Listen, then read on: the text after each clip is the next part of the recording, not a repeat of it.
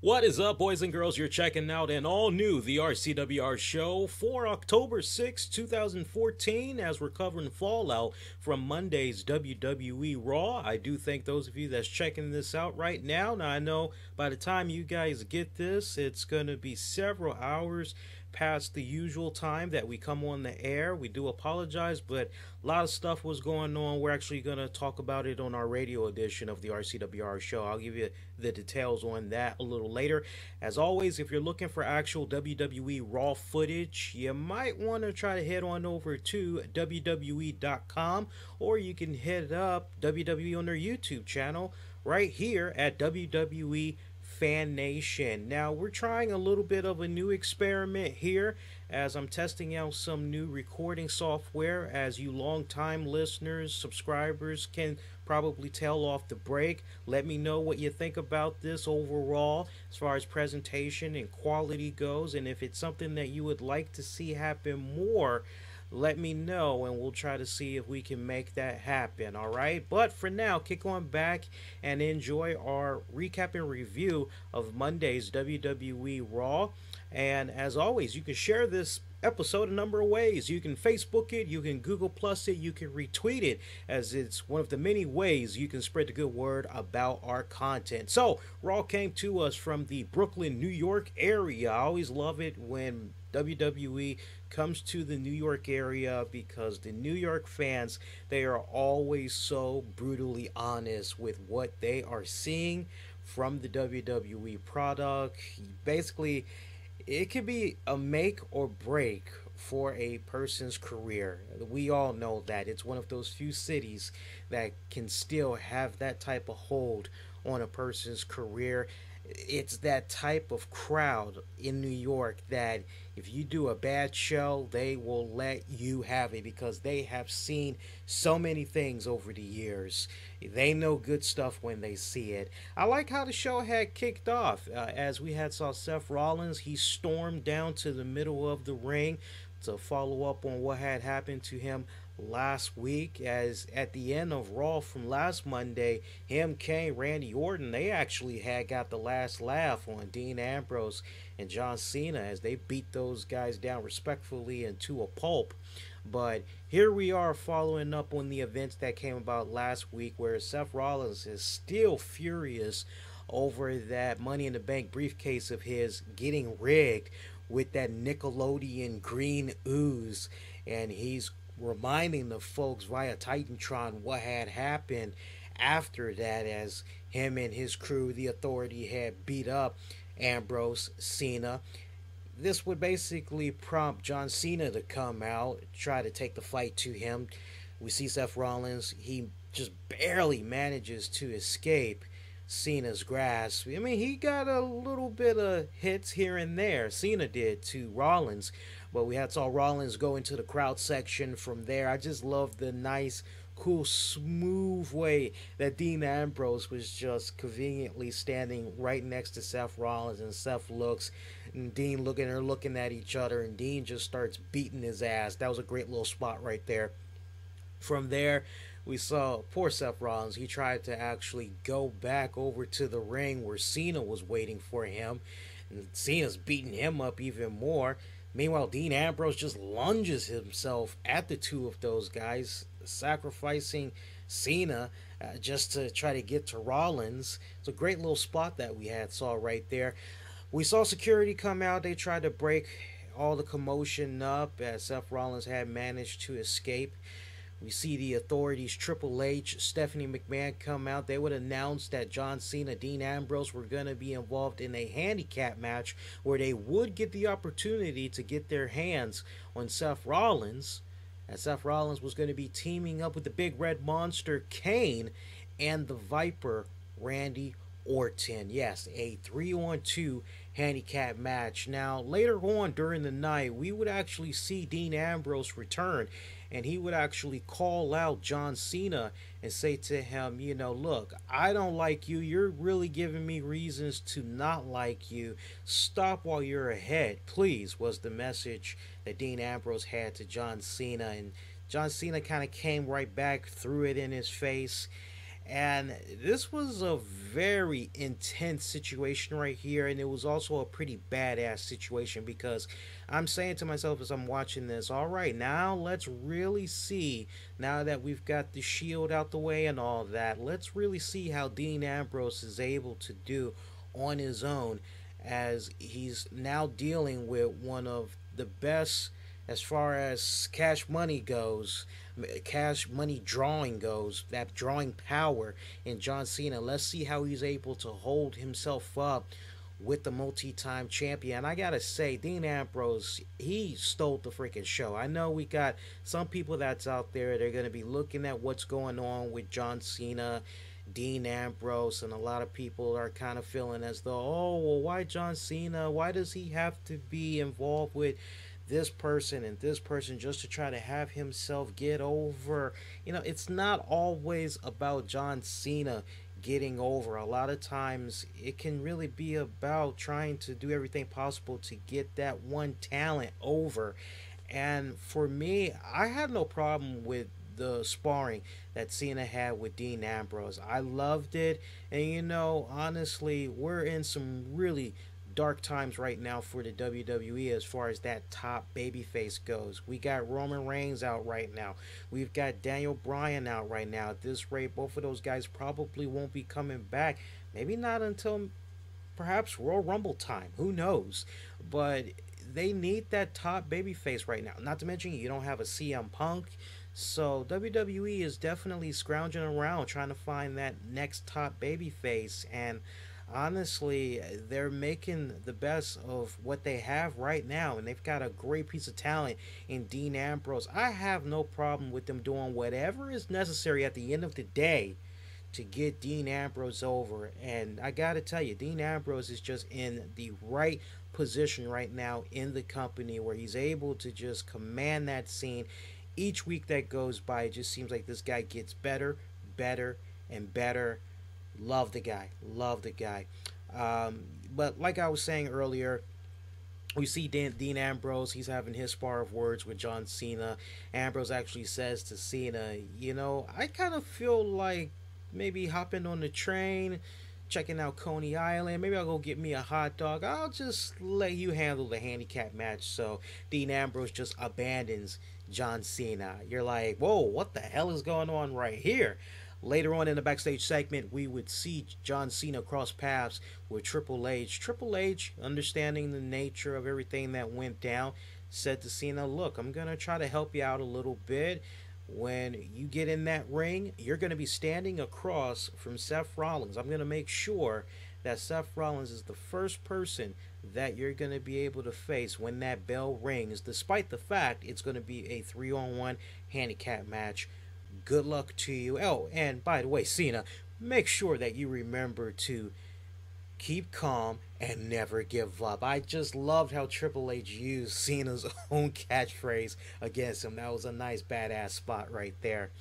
From there, let's talk about some of the action that came about. I guess since we've already talked about that main event match that was to come with John Cena taking on the trio there in Seth Rollins, Kane, Randy Orton, we should go on ahead and get that match out the way. Have no fear, there was a lot of other good things worth talking about that happened on Raw, which we'll dive into, including the return of a really bona fide WWE superstar. We'll tell you a little bit about that in just a couple of seconds. But that main event match, we go where it was John Cena, handicap match.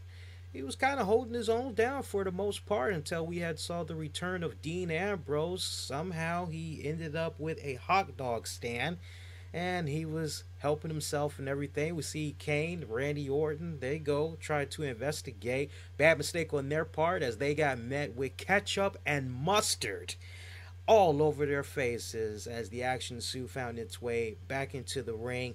You know, unfortunately, we never did see a decisive set of victors in this match, as once again we would see the Authority come out and they would announce that at Hell in a Cell it's going to be Dean Ambrose taking on John Cena. Winner of that match will get the opportunity to take on Seth Rollins, not just in any type of match, but in a Hell in a Cell match. So we were kind of telling you guys about this past couple of weeks. I said to you guys, I said, this could be a situation where either we're going to get a triple threat match, or maybe we're going to see some type of a match where the winner faces Seth Rollins. I told you guys that it was probably going to be going down like this. Now it's set in stone, as one more time it's going to be Seth Rollins waiting for the winner of the Dean Ambrose John Cena match inside a Hell in a Cell. How about that? I wonder if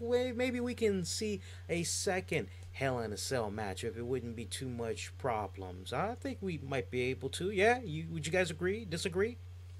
Hey, for those of you that's checking us out right now, we do welcome you all. You're checking out the RCWR show. Your host right here, Black Avenger, aka the Black Azrael, Lee Sanders. Hey, have you taken advantage of our Chris Jericho contest that we're doing for you guys right now? This is pretty much like the final week that you can try to enter the contest as grand prize. And we showed the video. We have the copies. They're ready to go. They're ready to be shipped off. We're going to be giving away not one, not two, but 3 copies of Chris Jericho's new book, The Best in the World at What? I have no idea. We'll actually have a link for that be available in this episode description. Give you all the details on how you can enter that contest. We do thank those of you that entered so far. Look, I don't want you guys getting the impression, well, a lot of people have already entered. There's no chance in hell I'm going to be able to win, so I'll just forget about it. Don't have that mentality, because on the contrary, this contest is still wide open, especially as far as entries go. We really haven't gotten that many, so this is really anybody's game right now. So if you haven't entered, make sure you do. Right here, Monday night on October, I believe that's going to be October the 13th. Yes, it is. Monday night, October the 13th at 11:15 p.m. Eastern. Come here on YouTube. Join me and my broadcast partner, Titus Machiavelli, as we'll be revealing the winners for that Chris Jericho book contest. Hopefully it's your name that we'll be reading live on the air. For now, let's continue on with the discussion of Fallout from Monday's WWE Raw for October 6th. So, some matches that we had saw. Damn good solid matchup between Dolph Ziggler and the Usos as they defeated the team of Cesaro and the Golden Ones, Star and Goldust. A little bit of a weak match between Brie Bella as she defeated Summer Rae despite Layla interference. I should note that there were some very interesting crowd chants from the Brooklyn crowd for this particular match, as they honestly did not care for this, and it's so unfortunate that we got some of these diva matches that really just should not be on the card. I mean, this was a match right here where Brie Bella had to fight Summer Rae with her hand tied behind her back. Meanwhile, Nikki was at the top of the stage ramp looking on. And you're just seeing all that. You're taking in the energy from the Brooklyn crowd. And I definitely was feeling where they were coming from. But,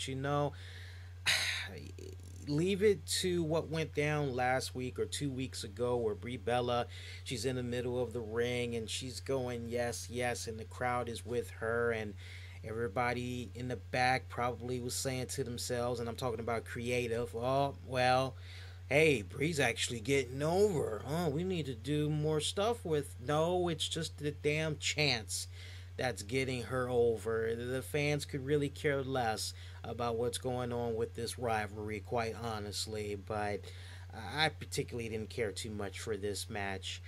I've seen a lot of people say many things about some of the stuff that had went down as far as the breast cancer awareness segments, as we had saw Adam Rose with 2 of the women from the Today Show. I thought that was a very weak spot. And then later on we had saw Joan London just give this emotional, it just seemed like maybe she was about to break down in tears or whatnot, about breast cancer awareness and all that. Look, I'm going to tread lightly here because I know we have some people that maybe going through the motions right now of having a loved one battle the illness as we speak and all that. I can only talk about it from the standpoint of that wrestling fan. I can only talk about it from that standpoint of somebody that has had a family member deal with cancer, seen them beat it and all that.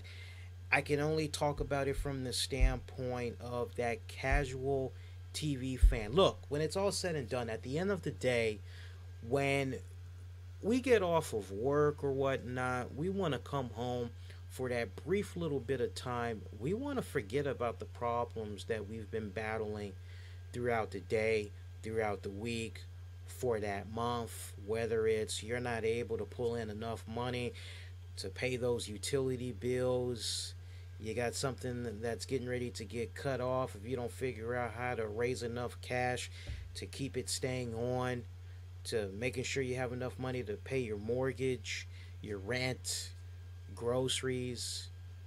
We all have our problems, and when we sit down in front of that television, we want to get lost in what's happening in TV land. We want to forget about all the BS that we've been going throughout the day. We want to forget about the pain, the suffering, or stress that we've been dealing with at work. We want to forget about all that for the few hours that we're turning on that TV, because Lord knows there's a majority of us that will turn on that news before we go to bed. We'll hear a little bit of doom and gloom.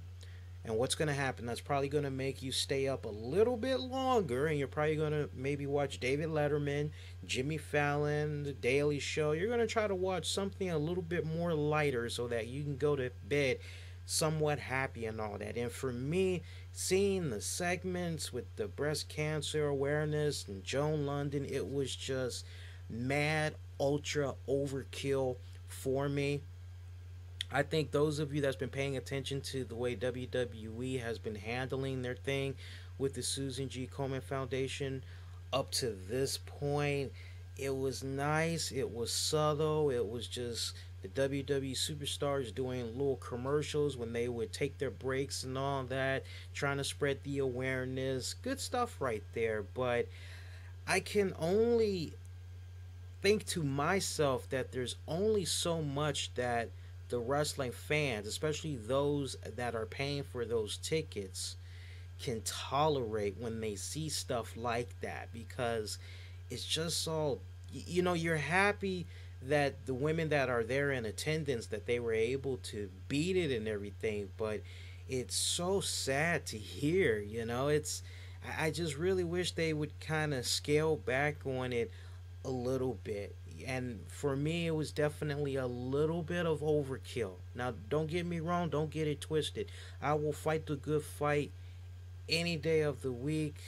I will spread the word about donating, all that good stuff. But I just kind of feel it was exploited a little bit too much. Now, some of you all may disagree with that. Some of you all may feel that I'm way out of line with regards to some of the things that I had said, and you know what, that's your right. And if you feel that way, hey, I do apologize for that, but I can't help feel the way that I feel, and it's okay if we disagree, but just respect where I'm coming from with my comments, as I'll do my best to respect where you're coming from with your comments.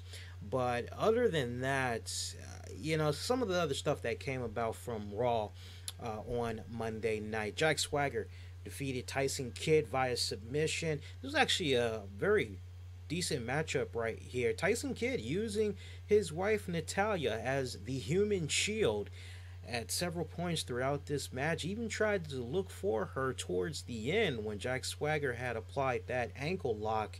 He was looking for her to help pull him to the ropes, but she didn't do it, and as a result, Tyson Kidd had tapped out to Jack Swagger, and I can only imagine what's going to happen on NXT. I'm hoping the events that came about on Raw will continue over to NXT. I got to tell you, I've really been enjoying what's been going on with Tyson Kidd within recent weeks, as he's continuing to chase after the NXT champion Adrian Neville. We saw a cameo from Edge and Christian as they were hyping up the 15th anniversary SmackDown special, where they were looking at some of the greatest moments that happened over the years. That can be seen on the WWE network. I'll actually give a review about that on our radio edition of the RCWR show. Details on how you can check out our radio edition of the RCWR show is coming up in just a little bit, so hang tight for that. Probably one of the weakest segments of the entire night had saw El Torito take on Hornswoggle in his alligator outfit. The New York crowd was not feeling this. I mean, you heard the chants of "This is stupid." You also heard chants of "Derek Jeter." Yes, the crowd just was not feeling this. And I know some people kind of felt as though it seemed like Raw was written by another set of writers once again. Like, a lot of people noticed how last week it seemed like the first half was more serious, had some really good writing, but then in the second half it was like, okay, it seems like there was a team B that was writing the second half. What the hell is going on right here? I didn't really pick up that vibe from this episode, but I must admit, when I saw this segment, I'm saying, oh, what the hell, man? Why are we seeing this stupid crap again? I believe El Torito had defeated Hornswoggle, but I'm with the crowd. It was really stupid. And, hey, I don't even follow baseball, but hey, Derek Jeter, he gets my thumbs up. Probably one of the biggest moments of the night came with a Rusev segment, as the Big Show has been suspended for desecrating the Russian flag last week on Raw, as you all recall. And we pretty much had saw Lana, Rusev talking down on the WWE fans, talking down on the Americans, putting over the Russian president, Putin, whatever the hell he wants to call himself, when all of a sudden, the great one, the people's champion, Dwayne "The Rock" Johnson, made his shocking return. Now, we would find out in the hours since he returned that he was actually in the New York City area because he was trying to strike a deal for a project. I don't know if it's a movie project or what, but he was out there on business. Just so happened WWE was out there as well, and that's how the two were able to get something done. But we see the great one return. Always great to see Dwayne "The Rock" Johnson, by the way. Love that guy. Love him tremendously. As I'm sure the ladies, their love for him is on a completely different level. But great seeing him, still in great shape as always. I love the promo that he cut on Rusev. And at the same time, as I'm watching this go down, I couldn't help but, despite feeling excited to see The Rock return, I also couldn't help but say to myself, okay, well, it's obvious that with this rub-off that The Rock is giving to Rusev, powers that be in WWE is trying to do a really good solid job in getting Rusev over. Yet at the same time, I just couldn't help but say to myself, did we really need Dwayne "The Rock" Johnson in that particular segment? Look, don't get me wrong, folks, I'm not nitpicking on this. I love Dwayne "The Rock" Johnson, been a fan of his for many years, go as far back as the Nation of Domination days, okay?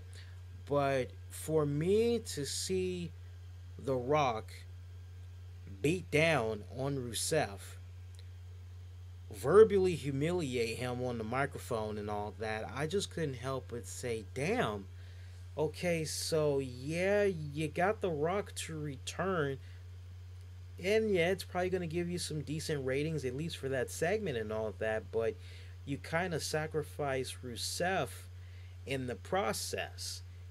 And it just didn't really make sense to me. I mean, look, I would have preferred it if The Rock would have been utilized to help really get over breast cancer awareness. Now, look, I know I said what I had said with regards to the Joan London and the Today Show spot and all that, but if I could have tweaked things differently, if I had Hulk Hogan come out 1 week before and he's hyping up breast cancer awareness month and all that, then you know what, the very next week I would have done the same thing with Dwayne The Rock Johnson, and I would have cut back or eliminated completely the Joe London segment and just instead go with Dwayne The Rock, because he would have made it be all inspiring. He would have made it feel very emotional, but yet kind of very uplifting and very happy at the same time. You wouldn't felt like, as soon as you see Joan London, you wouldn't have felt like you were about to get teary-eyed or whatever, and you had to change the channel. Lord knows that's exactly what I did when I saw her talking, and I kept going back to the football game and all that. So that's how I would have done it. I would have had The Rock come out. I would have had him sporting pink Brahma Bull "Let's Beat Breast Cancer's Ass" t-shirt, and you could have got that unique shirt after Raw went off the air by going to www.shop.com or whatever like that. That's how I would have set it up. But I don't really agree with Rusev being in that segment with The Rock. I do think it devalued him a bit. I mean, hell, if any future WWE Hall of Famer or a Hall of Famer was going to come out to get in the face of Rusev, and you are in New York and all that, I mean, my God, it should have went to Hulk Hogan. I don't know what it is, but I mean, if anybody is the ultimate real American, it's Hulk Hogan. What the hell, man? I don't get that. I hope those of you are enjoying our Raw recap and review right now. If you are, make sure you give this a thumbs up. You can also share the love by Facebooking it, Google Plusing it, retweeting it, as it's one of the many ways you can spread the good word about our content. Let's continue on. And by the way, I do want to hear from you guys with regards to that Rusev Rock segment. Do you feel as though Rusev had got devalued a little bit in that segment with The Rock? Let me know. Post those comments, as at this point we're probably not going to be seeing Dwayne The Rock Johnson again. If we're lucky, maybe not till next year, or maybe 2016. See, other matches that we can talk about. AJ Lee and Emma lost to Alicia Fox Paige. This was the result of AJ Lee not feeling as though she needed a partner. She did not want a partner going into this match. Hey, AJ's got good taste. I probably would not have wanted to team up with the shoplifter either. Y'all see the reaction that Emma had got, by the way? I mean, the fans, there was only but a few people that were kind of doing the walk like an Egyptian dance, but you could kind of tell that the New York crowd was expecting something else. Like maybe they were expecting to see a diva that they hadn't seen in quite a long time team up with AJ Lee. I don't know, maybe a Trish Stratus, maybe a Lita, who knows. And I could understand where the New York crowd was coming from and those watching at home, because after all, this week is the 15th anniversary of SmackDown week. And all week long, there's going to be some really cool moments that's going to be shown of the past 15 years of SmackDown leading up to the 15th anniversary special of SmackDown. So you got like a double dose of SmackDown coming at you this week. Bo Dallas, if I'm not mistaken, I could have sworn we saw a match with Bo Dallas. I might be wrong. Maybe it was highlights I was seeing, but I could have sworn Bo Dallas had defeated Mark Henry via countout. Maybe I got my highlights mixed up from last week's show or whatever. Happy belated birthday to a former RCWR show guest, the one and only WWF legend Bruno Sammartino. He turned 79 and still looks good. Bruno, happy belated birthday to you, buddy. Definitely got to have you back on the show, man. We got to catch up with you, see how everything has been.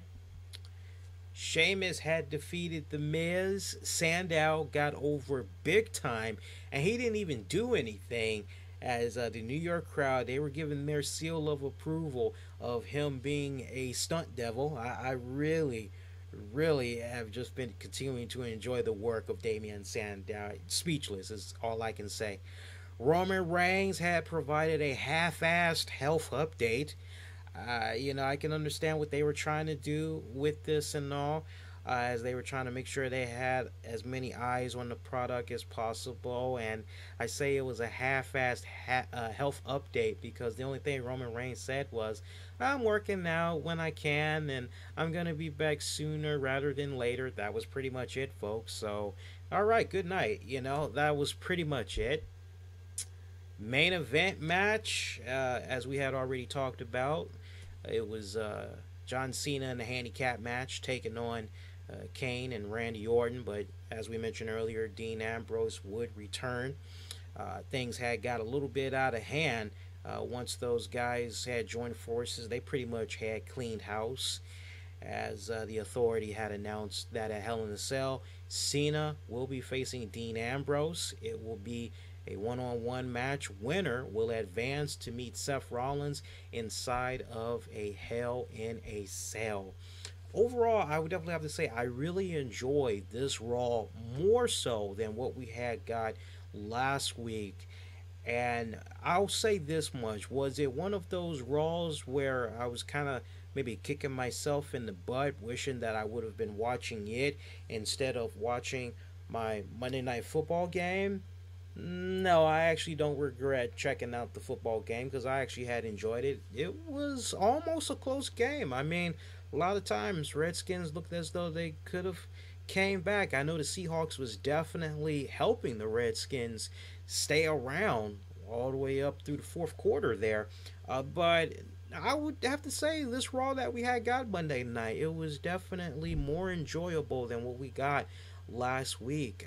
I really, I'm kind of getting the impression that WWE said to themselves, look, we're coming to New York. We got to deliver because New York, they're going to bomb us if we're giving these guys a pretty crappy show. We got to try to go out there. We got to try to deliver some quality, and that's exactly what they had did. And I appreciate them for making the effort. For me, most three standout moments definitely would have to be the exchange between John Cena, Dean Ambrose. Oh, and by the way, I can't believe I'm almost ending this Raw review without mentioning one of the greatest spots that happened for the entire night of Raw was seeing how at the end, when the announcement was made about what's going to happen at Hell in a Cell, we saw Dean Ambrose come in, grab John Cena, hit him with a nice DDT, and that was pretty much how Raw went off. I mean, the crowd popped big time for Dean Ambrose when he did that. They were definitely showing love for Dean Ambrose Monday night more so than John Cena. I mean, it was very interesting the way it all came about as far as the Dean Ambrose support goes. And great. Dean Ambrose, I see so many people, they say Dean Ambrose no, he hasn't arrived. He been arrived, and he is just lighting a match to that trail of gasoline that he's pouring because the man is just on freaking fire. He is insanely on fire. But I would have to say that spot that we saw with Dean Ambrose, John Cena, to the exchange that they had leading up to that, those key moments stand out in my mind.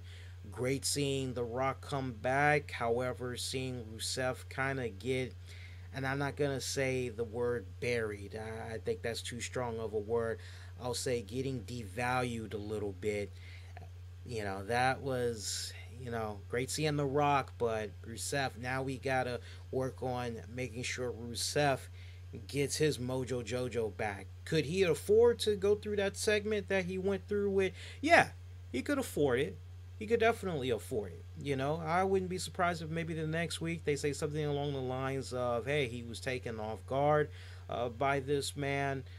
And, maybe they could try to issue a challenge to The Rock. Rock doesn't accept it or whatever. But we see Big Show return. However they want to work it. I'm sure they'll probably work it to their advantage, though, to try to help Rusev get back his momentum. Other matches that I thought was honorable, I'll definitely have to say the Usos teaming up. With Dolph Ziggler to take on Cesaro and starring Goldust. So I'd have to definitely mention those. I thought those were on point as well.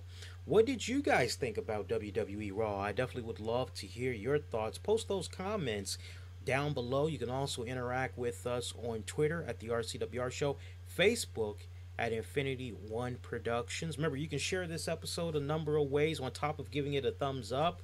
You can Google Plus it, Facebook it, retweet it. Always one of the best ways you can spread a good word about our content. We will be doing a new Tuesday night edition of the RCWR Show. For you guys, you'll be able to catch that at 10 p.m. Eastern on Spreaker. Now, what we're going to be doing, it is going to be a new episode, but we're going to try to switch it up just a little bit. We're actually going to be playing for our folks on the downloads the review that I did for Eric Bischoff's new shoot DVD that he did with RF Video, and we'll also mix in the very latest in headlines, all that. So you guys will, for the first half of the show, it'll definitely be all new.